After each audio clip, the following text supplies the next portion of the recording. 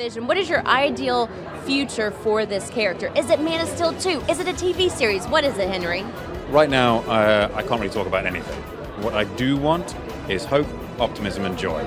Those three things are essential for the character.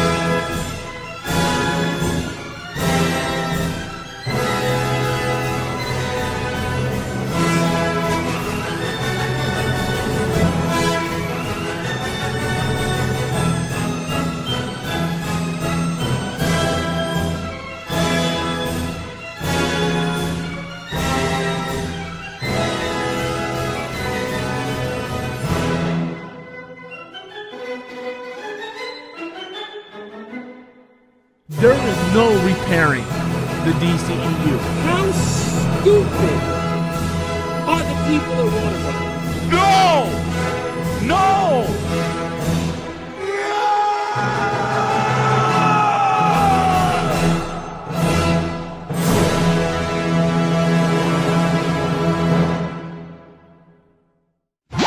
When that clock In the name of the Butterfinger.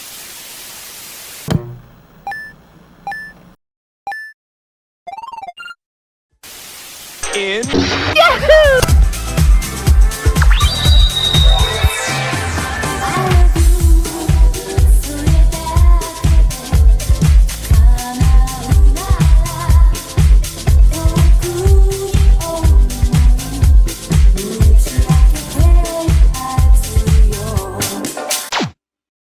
2022 was a crazy year for the DCEU, or the DCU, or whatever it is that they're gonna call it. Cancelled films, actors possibly coming back, Ezra Miller in general, and a complete studio reshuffle. It is crazy that the property is in its 10-year anniversary, and we have yet to see a cohesive plan for the franchise. With the DCEU making 10 this year, we thought it was a matter of time for us to try and recap almost 10 years worth of inconsistent universe building, studio drama, and box office failures that ultimately accumulated to nothing.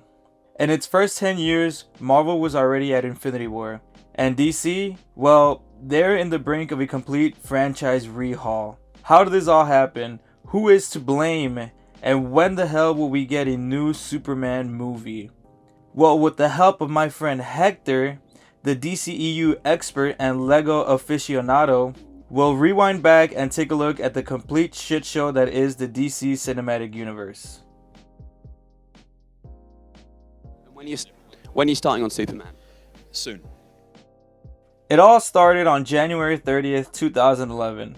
Henry Cavill was announced to play the role of Superman in Zack Snyder's new film, Man of Steel. Fans were optimistic and excited to see another Superman adaptation, since the last one we got was in 2006 with Superman Returns. Fans also speculated if the new Superman movie was going to be connected to Christopher Nolan's Batman trilogy, which was going to conclude the year after. Fans were later realized that this was not the case. Brightest day, blackest night, no evil shall escape my sight. Let those who worship evil's might beware my power. Green Lantern's light!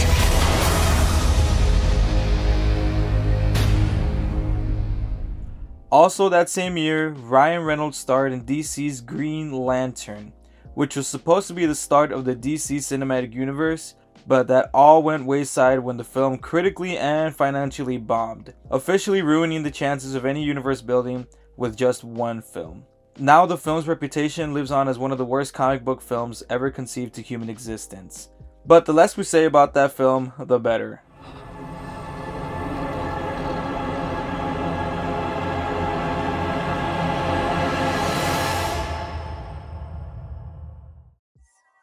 So, everybody hang it down.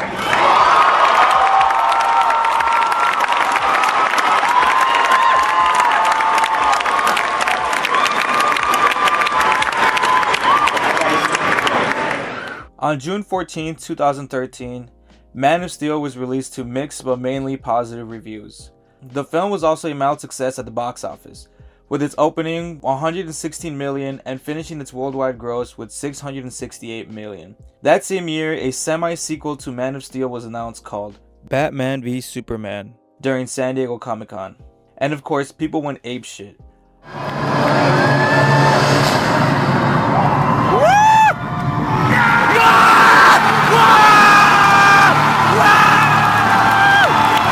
Although we still weren't sure if this was or wasn't a sequel to Man of Steel, fans were still ecstatic.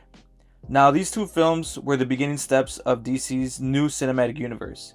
Later that same year in August, Ben Affleck was announced as Batman in a preview image that included the Batmobile. And in December, Gal Gadot was set to play Wonder Woman. The future was now set in motion for the DCEU. Saying Warner Brothers has just announced a rather full slate for all of their upcoming DC comic book movies. And just to run down briefly here, let's see what we got. Okay, so to follow up on that, we move on to 2014. Right off the heels of 2013's Man of Steel, WB was set to release a competitor to 2012's Marvel's The Avengers. So Batman vs Superman: Dawn of Justice was rushed ahead. Not a lot was known by the fans at the time, and wild speculation ran rampant online as DC fans were dying to know what was next for the universe. Rumors of Lex Luthor with a tattoo sleeve and whispers that the Arrowverse were going to be interconnected with the film filled the internet, but it wasn't until October, just a week after the Flash TV show premiered, that WB/DC decided to announce their entire 10-film slate during a boring investor call. During this investor call, the following films were announced: Suicide Squad, which would follow up right after Batman v Superman, followed by Wonder Woman, Justice League Part 1, The Flash, Aquaman, Shazam, Justice League, Cyborg, and Green Lantern. The future looked bright for DC. Films were planned and everything looked like it was moving ahead. How could DC mess it up?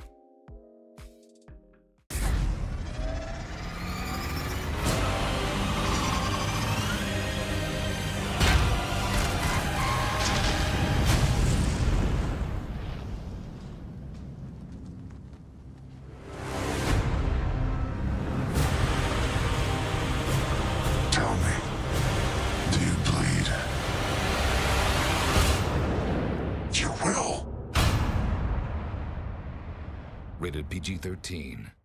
Moving on to 2016, the time gap in between was a series of never-ending rumors as fans waited for the big screen introduction of these legendary heroes. Excitement for the film was at an all-time high, but there was already signs of trouble with the release of the final trailer for Batman v Superman spoiled the big Doomsday reveal.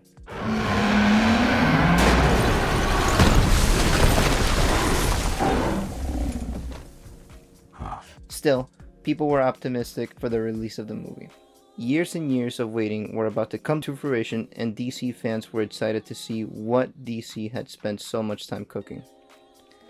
Finally, in March 2016, the film was released to the world, and critics hated it. While audiences were mixed, trying to figure out whether the film was good or not, one thing was for sure. It wasn't the film people were expecting, and it was a far departure from what Marvel was doing on the other side. And though the film pulled in around $860 million in the box office, it was not the franchise starter WB expected or wanted.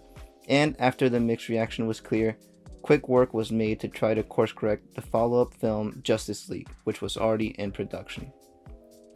2 months later, the competitor film Captain America: Civil War was released to worldwide praise and box office domination, which only further pushed WB to start interfering more and more into Justice League, something which was not previously done with Man of Steel and Batman v Superman, where Zack Snyder was pretty much allowed to do whatever he wanted as he heralded the beginning of the universe.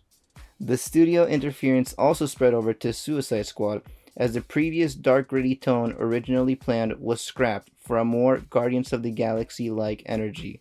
So the film was given to a trailer editing studio, and they finished the work on the movie, adding new songs, new energy, and overall just reworking the entire project. Suicide Squad was then released later that summer in August, and the film was torn by both critics and fans. The end result was a sloppy recut of David Ayer's original vision, which drastically changed most of the movie's pacing and energy, forever tainting the film and Jared Leto's reputation. I'm just gonna hurt you. Really, really bad. Despite the two very heavily scrutinized films, the fans were still excited. Batman v Superman wasn't what the people wanted or expected, but the main trio was warmly welcomed by fans, so people were excited to see what was next for the team. Worries started bubbling as the comparison between the MCU and the DCEU started to rise, and WB noticed. They began to get cold feet and started to rework their follow-up films to match a better tone to what audiences originally expected. Still, the Wonder Woman film was coming along nicely, and Justice League was almost practically finished. What could go wrong next? What could possibly go?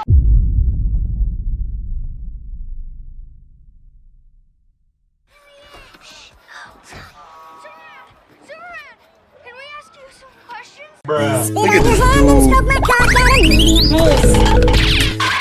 The year starts off with the unpleasant announcement that Ben Affleck would step down as director from the previously announced The Batman movie on January of that year. He would stay on as a producer and would star as the Caped Crusader. For now. Although we all know how this ended. As Joss Whedon became more and more involved with the Justice League movie, he was promised his chance to direct his own DCEU film with Batgirl, which is announced in March of 2017. Following the success of both Avengers movies, fans were of course excited to see Whedon direct a new comic book property, although this excitement by fans would not last for too long.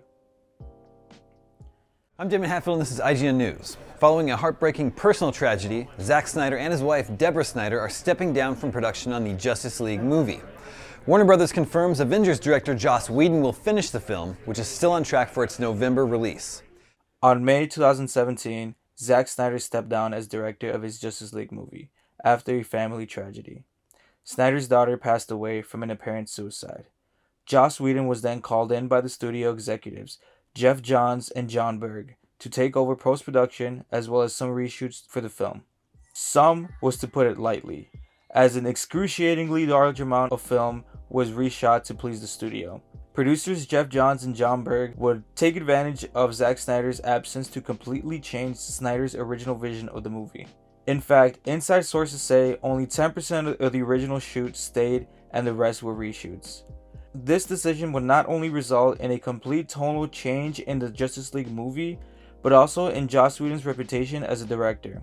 Ray Fisher, the actor who played Cyborg in the movie, would later come out and say how Joss Whedon had a gross, abusive, unprofessional, and completely unacceptable behavior during the set of the movie. In Joss Whedon's version, there is a scene where the Flash falls on top of Wonder Woman's cleavage, a scene that Gal Gadot did not want to do, but Whedon did it anyways with a stunt double. Whedon also threatened to jeopardize her career if she didn't want to accept to the scene. So as behind the scenes drama prevails, later that same month, in May of 2017, Wonder Woman releases to greatly positive reviews, and a spark of hope is seen in the DC Extended Universe franchise. The film opened with $103 million and ended its box office run with $822 million, a big W for DC. Seeing the reshoots in Justice League and following the success of Wonder Woman, Warner Bros.' new direction for the DCEU was to make it fun, lighthearted, and heroic. Of course, this would all change with the following event. November 17th, 2017. Warner Bros. Finally releases Justice League, and to keep it lightly, it was a failure in the eyes of the fans. It opened to mixed but bad reviews, as many saw its tonal flaws, generic qualities, short runtime, and the unbalance of two directors' visions clearly seen on screen. Most importantly, fans noticed how terribly they CGI'd Henry Cavill's mustache off in the reshoots, which occurred during the simultaneous filming of Mission Impossible Fallout and the reshoots of Justice League. Although one thing was for sure, the memes were great. Justice League bombed at the box office, only making $93 million in its opening weekend, and $657 million worldwide on a budget of $300 million, not including marketing. The film fell short of Batman v Superman's worldwide box office gross, which was $872 million worldwide. This was not Zack Snyder's work. This was the work of Jeff Johns, John Berg, and Joss Whedon. which is what the studio clearly wanted. Following this up with the behind-the-scenes drama, the studio holding a knife against the actors to say positive things about the movie throughout the film press tour, even though they knew it was trash. Fans knew this was the film that was not meant to be. And with that, Release the Snyder Cut was born. What DC can do to save the movie franchise, just go by the storyline, go by the comics, just quit with this, just stop it. At this point, things weren't looking too good. Justice League was mostly ignored by audiences, and fans were getting worried about the future direction of the franchise. DC knew this, and though they seemingly had a plan, behind the scenes things were up in the air as they tried to figure out the best way to salvage the brand. Early in that year, after the reception of Justice League, plus several other reasons, Joss Whedon decided to depart the company and left his Batgirl movie behind. Unbeknownst to most at the time, the Justice League film was essentially rushed ahead despite the obvious problems like Henry Cavill's mustache, because Warner Brothers executives wanted to receive their film bonus before the company was sold off to AT&T. Once AT&T took over, everything was in doubt as the new bosses tried to salvage the dumpster fire the previous organization made for them, but that didn't stop them from going ahead and continuing their own slate as well as announcing new projects. The Flash movie at this point was already in its third director, so the film was pushed from this year, with New Gods, Blue Beetle, and a Jared Leto Joker movie also being announced around this time. Gotham City Sirens was then turned into Birds of Prey, and every project at the time was seemingly being reworked or reshot to better fit the new tone and direction the company was heading towards. Around this same time, James Gunn was fired from Disney for a series of tweets uncovered from his past. This incident would be one of the first steps to changes which would later go on to change the DCEU forever. To finish off the year, they finally had a win with Aquaman. It was nothing amazing, but they made an enjoyable, forgettable film, which was all people wanted. It was the bright spot DC desperately needed to give a bit of hope to the franchise. Maybe this was the turning point and things were bound to get better, right? Now I've read and I've seen announcements to the effect of that you will not be Batman again. I am, yeah. I have decided. No, thank you very much. You know, I tried to direct a version of it and worked with a really good screenwriter, but just kind of couldn't come up with a version that couldn't crack it. And so I thought it was like, you know, time to let someone else take a shot at it. They got some really good people, so I don't know. In a tweet on January 30th, 2019, Ben Affleck announces that he will be passing the torch on to a new actor, implying that he will no longer be playing Batman. Although this was true and not true at the same time, Affleck would later film scenes in The Flash and Aquaman 2 as the Caped Crusader. But who knows if these scenes will ever see the light of day. April 5th comes and Shazam releases to very positive reviews. People called it a joy to watch and loved its fun and lighthearted nature of it. Shazam would end its theatrical run with $360 million worldwide, which wasn't the greatest, but it was good enough to get it a sequel. Henry Cavill was set to cameo in the film's post-credit scene, but he was not available for the shoot, therefore putting in an embarrassing stand-in for Superman in the end credits.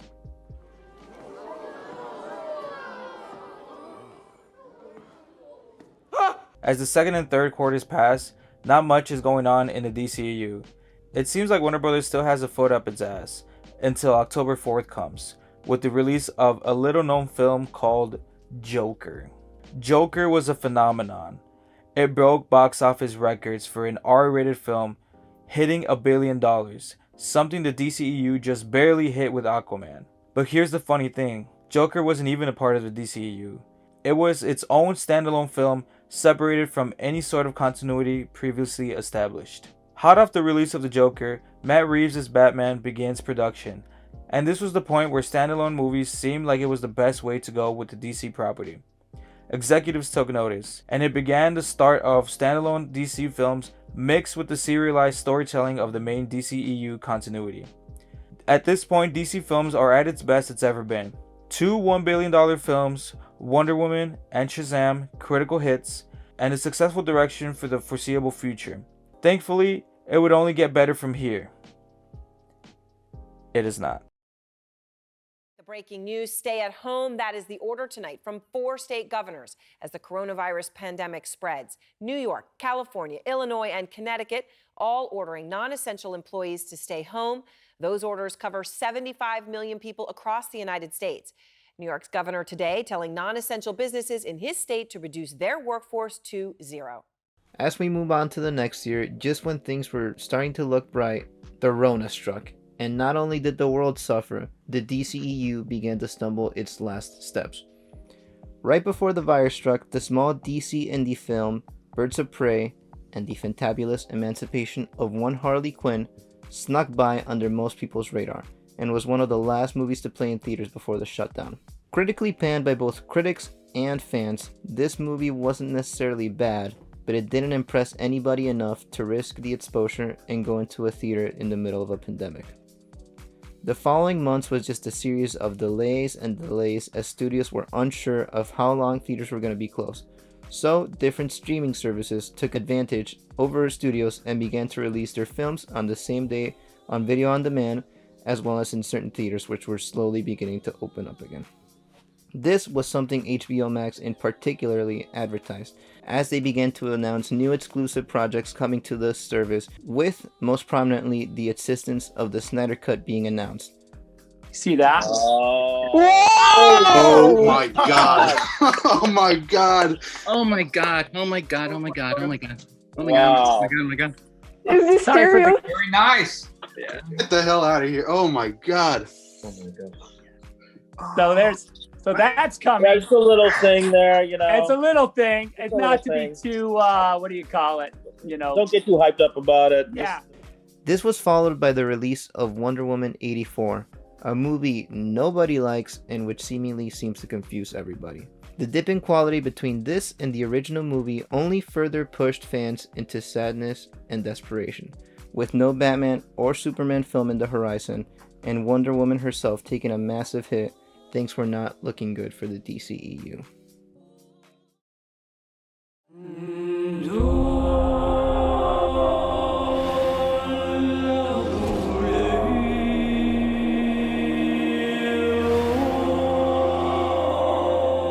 The bell's been rung.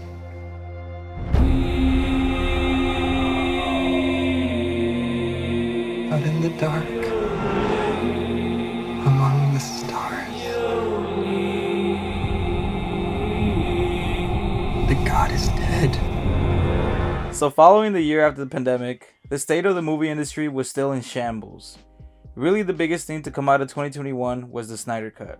Finally on March 18th, after years of fans clamoring to see Zack Snyder's true vision of the Justice League, the Snyder Cut finally releases on HBO Max.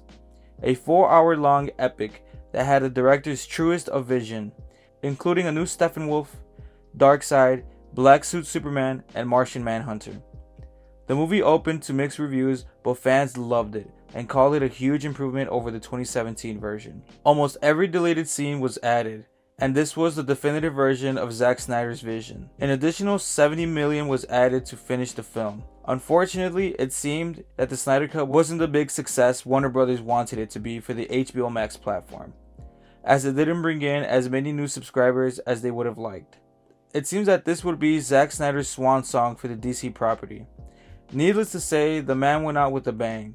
Zack Snyder's Justice League would have a second life, however, as it topped the physical media charts, making it one of the best-selling Blu-rays and 4K Blu-rays of 2021. With that, 3 of the 5 planned Zack Snyder films were completed, with the only remaining ones being Justice League Part 2 and Man of Steel 2, both of those which never saw the light of day. With all of Warner Brothers' 2021 movie slate going to HBO Max, due to theater closures and the pandemic, it was unfortunate that The Suicide Squad, released on August 5th, 2021, was the one to take the hit. A soft reboot/sequel to 2017's Suicide Squad, the film financially bombed, just like most of Warner Brothers' 2021 slate, and much like any film in general that year. Although critically the people loved it, including me, because man, was this the high-impact, unapologetic, gruesome, real, touching, hilarious, most balls-to-the-wall Suicide Squad movie we didn't know we needed. It makes sense how good this movie was because of the cast and crew behind it. James Gunn's first steps into DCEU takeover, and although his film financially bombed, its critic scores and producing talent was enough for Warner Brothers to let him take over DC. But we'll talk more about that later. On the Boring Company side of things, Warner Brothers was up for sale again, as its 3 years with AT&T had come to an end. AT&T decided to opt out of the entertainment business and decided to sell its ownership of Warner Brothers. Who knows what meticulously evil corporation would own it next and input their entire dirty, nasty, stinky fingerprints on the DC property this time. Who knows who that can be? Who are you under there? What are you hiding? My son dreamt of a better world. That's why he saved me. You can go to any timeline, any universe. Why'd fight to save this one? What could be greater than a king? A hero. I just got goosebumps. Anyway, with that said, now we catch up to modern times. Just as things seem to be stabilizing with the success of HBO's Peacemaker, the Year of Heroes was announced with several trailers promoting the following films releasing this year: The Batman, Black Adam, The Flash, and Aquaman. 3 weeks later, it was announced that the latter two would not be coming out, and they were in fact being pushed back. Around the same time, the Wonder Twins movie was announced, and again, 3 weeks later, the project was publicly scrapped. It was obvious that they were scrambling, but the rocky direction was not going to last long, as once again, WB was up for sale, and AT&T sold the company over to Discovery, who, once acquiring the brand, made a point of telling fans they did not like the way the DC Universe was being handled and that major reworks were underway to bring back the DCEU, with Cavill's Superman specifically being mentioned by the CEO as a top priority. Things looked bright at first. The Batman released to worldwide acclaim, and the tops at DC appear to be working to salvage what they could before everything was inevitably reworked and rebooted with the Flashpoint movie. During this time, the seemingly hopeful glimmer DC fans originally had during the merger were swiped away when Warner Brothers / Discovery decided that canceling already finished projects was more profitable than releasing them. So, Batgirl was spontaneously killed, and it became apparent nobody at DC was safe. There were several projects still in development that were already scheduled to be released, but there was only one man in the world who could potentially save the fate of the DCEU. That man was Dwayne "The Rock" Johnson. Black Adam released to mixed reviews. It was no one's favorite superhero movie, but it wasn't bad. It was just a silly adventure while The Rock fed his superhero ego that he had been craving for so long. Unfortunately, the box office numbers did okay. Not bad, but just okay. It was not the billion-dollar movie Warner Bros. Wanted, and so plans were set in motion that would eventually lead to the downfall of the DCEU. This, ironically, came right after Warner Bros. Promised the long-awaited return of Henry Cavill as Superman, with him filming a post-credit scene for Black Adam just weeks before the movie's release, in order to set up the future Phase 2 of the DCEU according to The Rock's plans. It's been a while since anyone's made the world this nervous.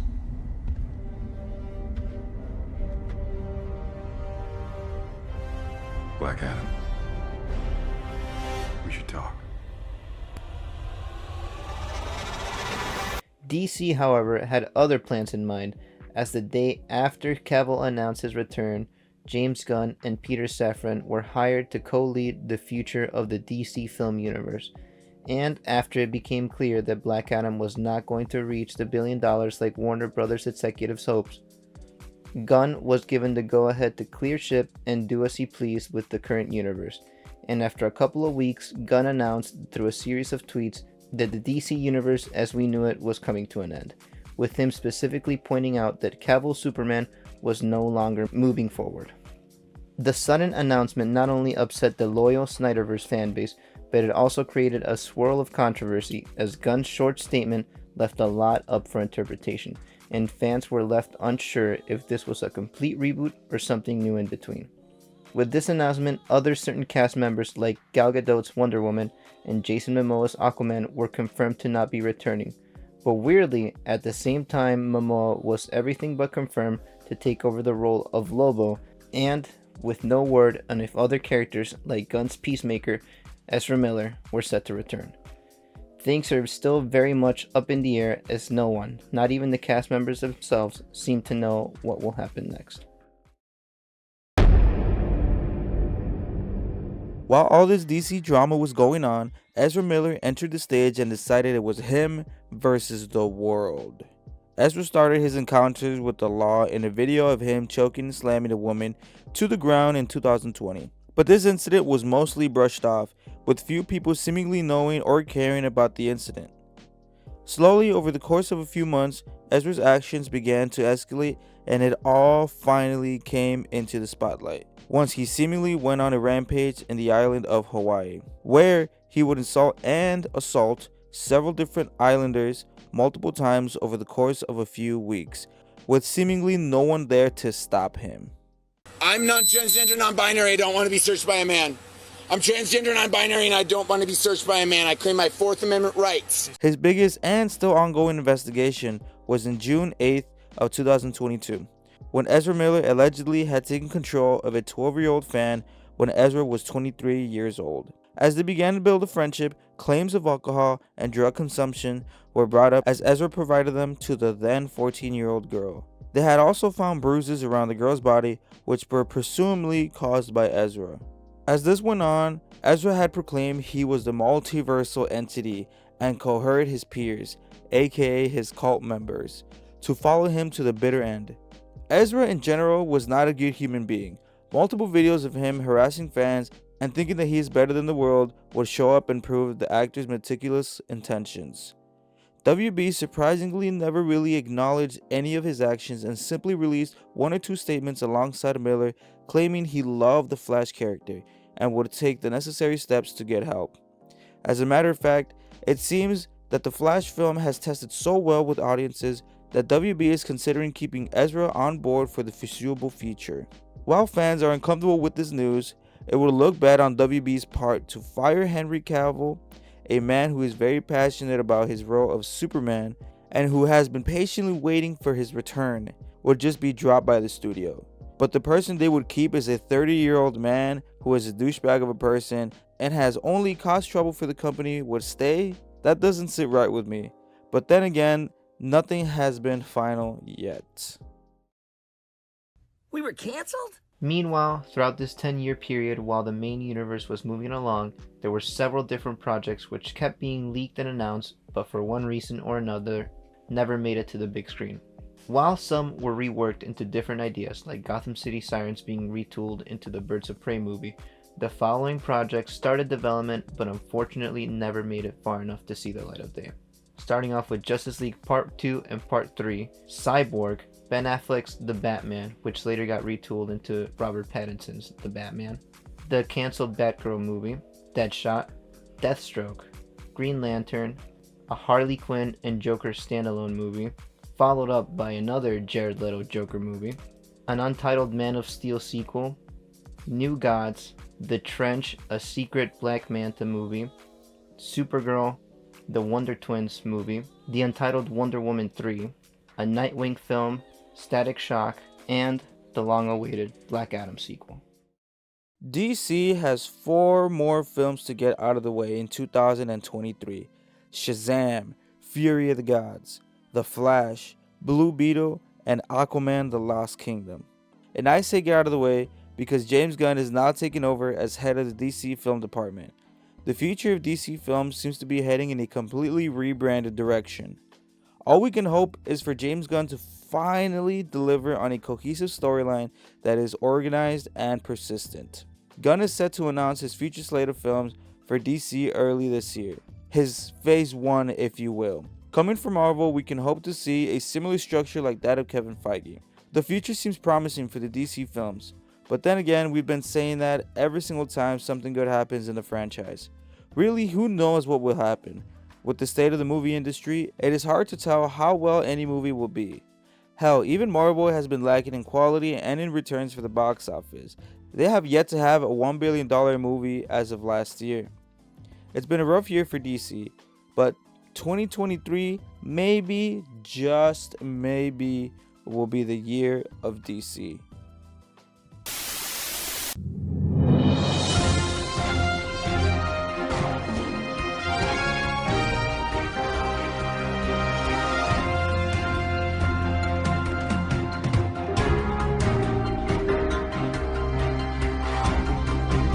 In completely breaking news, James Gunn waited until the very last day of January to reveal his grand plans to shape up the DC studios, now referred to as the DCU. First off, any projects not relating to the main DCU continuity will be referred to as Elseworld. Films such as The Batman and The Joker are in that category. Gunn states that Shazam 2 will lead directly into the Flash movie, which will reset the entire universe, and Blue Beetle will essentially be the start of the new continuity. Then Aquaman 2 will lead into the new phase of the DCU, which they are calling Chapter 1. A part of Chapter 1 was revealed to be called Gods and Monsters. Projects such as Creature Commandos, Waller, Superman Legacy, which will release July 11th, 2025, and will be the first film in the new chapter. A Lanterns TV show was also announced featuring Hal Jordan and Jon Stewart. The Authority film was announced. Also, a Wonder Woman TV show called Paradise Lost, which will take place before the birth of Princess Diana. Next, a new Batman film called The Brave and the Bold was announced, featuring Robin, a Booster Gold TV show, a Supergirl movie subtitled Woman of Tomorrow, and finally a Swamp Thing film. Although many people are confused and excited and conflicted about certain projects announced, we can at least all appreciate that the DCU is finally becoming organized and focused on the stories that they want to tell. I am sure a lot more information concerning certain actors returning and what will and won't be retconned will come out later. But for the meantime, we leave our faith in the hands of James Gunn. We are excited to see where this new DCU will take us. Thanks to everyone who made it to the end of this video. This has definitely been my longest video that I've ever made, or I should say we've ever made. Thank you to my friend Hector again, who wrote a lot of the parts in this video. This took a while, but I'm happy it's done. So please, if you can, like, comment, and subscribe if you want to see more videos like this. And with that being said, I'll catch you guys on the next one. Thanks. Having your way at Burger King now.